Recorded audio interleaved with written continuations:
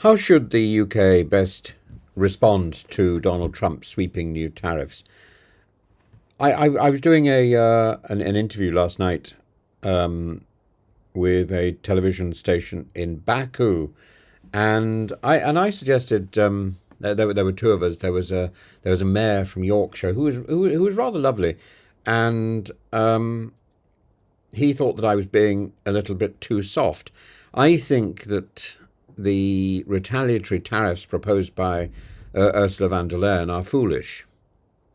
I think the real response to this is to calm everything down and persuade Trump that he's being a very silly boy. But I don't know whether that's likely to prove efficacious or practical. And with British cars facing a 25% levy and thousands of jobs on the line, we must ask whether Prime Minister Starmer's diplomatic caution is actually wise statecraft, or whether Suella Braverman is correct of accusing him of being more absorbed by Netflix and accusing Rachel Reeves of being more interested in pop concerts than the fate of British manufacturing. The stakes are high, and the solutions range from retaliatory fire to royal pageantry. On the 2nd of April, Trump proclaimed a national economic emergency and imposed a 10% baseline tariff on all imports, with punitive surcharges for foreign trade partners, 20% for the EU, which calling the EU pathetic, 34% for China, 46% for Vietnam. And the UK for now avoids the harshest rates, but still faces severe consequences, particularly in car manufacturing and luxury exports. These tariffs are not purely economic tools. They are instruments of a doctrine Trump brands economic liberation. In reality, they are blunt weapons of protectionism, and they risk damaging global trade flows. And as economists have now warned, they may trigger a global recession. The UK is particularly exposed. The car industry alone could shed up to 25,000 jobs, according to the Institute for Public Policy Research, and the Office for Budget Responsibility warns that these tariffs could obliterate Rachel Reeves' already razor-thin fiscal headroom, compelling further austerity or tax rises. Even a carve-out for Britain may not save us. The global economic slowdown that these tariffs will cause, particularly in the EU, will have knock-on effects for British exporters, and of course Northern Ireland will be hit in all directions. To make matters more absurd, Trump's list notably excludes Russia, despite its trade surplus with the US, but includes allies like Israel and Japan. So if you're looking for a logic-based policy, I'm afraid you'll find more order in the sock drawer. Starmer's response has been one of measured restraint. He's ruling nothing out but rejecting knee-jerk retaliation. Instead, his focus is on a possible UK-US economic prosperity deal, and even scrapping the digital services tax, which at the moment generates £800 million per year, as a bargaining chip.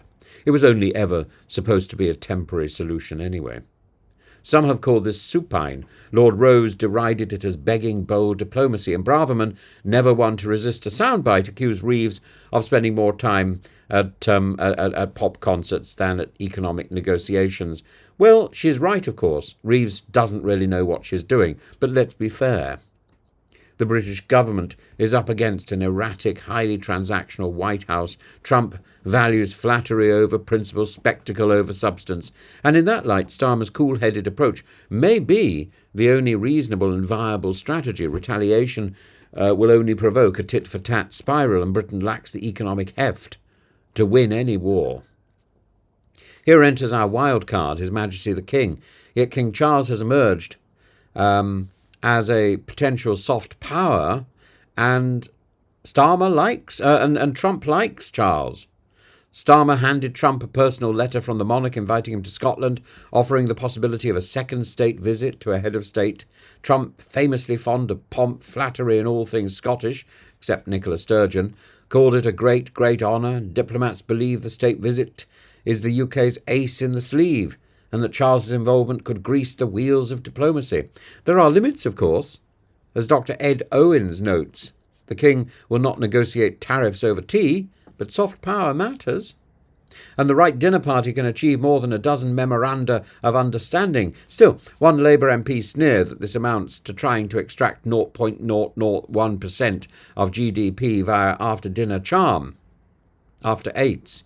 Perhaps in a game of limited options, even charm, however, becomes currency.